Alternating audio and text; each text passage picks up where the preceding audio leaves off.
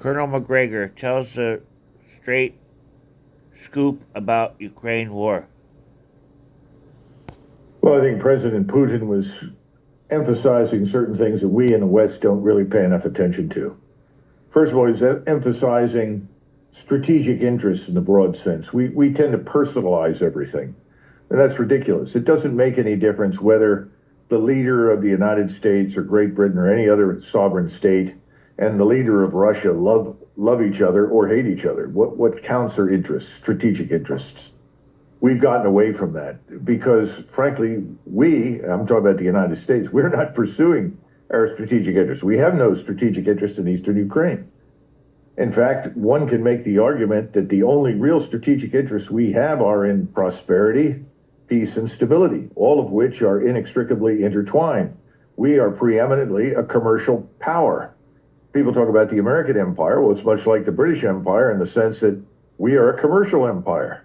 Now, if we're failing, it's because we've lost sight of the commercial purposes of our outreach. We've substituted military power for economic influence and investment. We've substituted military power for cultural and political understanding and cooperation. So I think that's part of why Tucker did what he did. I mean, let's face it, we've been listening to all sorts of terrible things about this man, Putin, and people eagerly inhale all this nonsense, instead of listening to the man who is currently the Russian head of state. And what's his principal message? We have been here since 932. We are not going anywhere. We will continue to exist. Understand that. We want to live with you. We want you to live with us. We're not the same. But our interests and your interests do not necessarily conflict. We have no interest in Eastern Europe. We're not interested in a war in Eastern Europe. And of course, as you and I have talked before, all you had to do is look at the initial stage of this Russian special military operation. When they went in with a very small force. Only 90,000 combat troops. There were 200,000 involved, but only 90,000 who actually do any fighting. And they were very anxious to have a settlement. And they were very close to reaching a settlement. And then Boris Johnson, at the behest of the United States government, flew in to effectively destroy the agreement, which he did, and ensure that the war would continue. And he made a number of statements in private to Zelensky, which were wrong and fundamentally false. And those statements are the things we tell ourselves. Russia is weak. The Russian economy is weak. The Russian people don't support the government. They will not withstand the might of the United States and its allies. We have more economic power, more influence, and the support of the people. All of that, of course, has ended up on the ash heap of history. Russia is enormously powerful. Why? They have an abundance of resources that they can draw upon. They have a population that loves the country. They're Russians.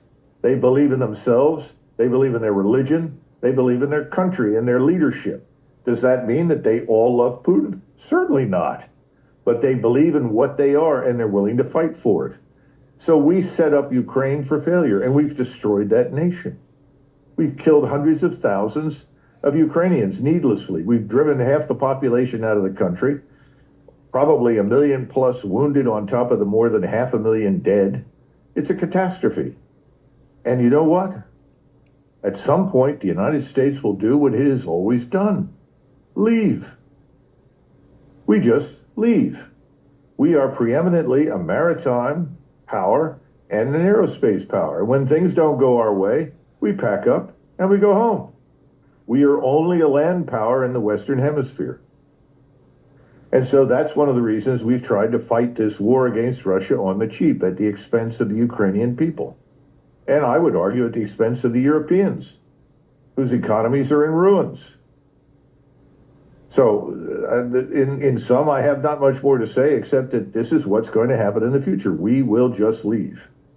And then the Europeans are going to have to sort out whatever remains. And I don't know what that'll be. I can't predict that with certainty because if you sat down with Putin today, and this should have been very clear from that interview, and said, look, we want to put an end to this. You could say to Putin, you draw the line that you think is commensurate with your strategic interests. And then we'll draw our line and we'll come to some sort of agreement.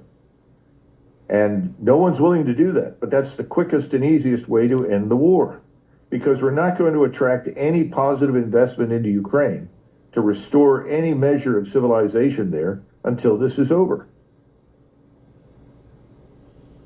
The French and Germans have been caught talking about supplying long range weapons to Ukraine to bomb Moscow. We are so close to nuclear war. If you want this to stop, share this video. Call your politicians and tell them stop the war in Ukraine. Negotiate. They're no longer talking. They must talk.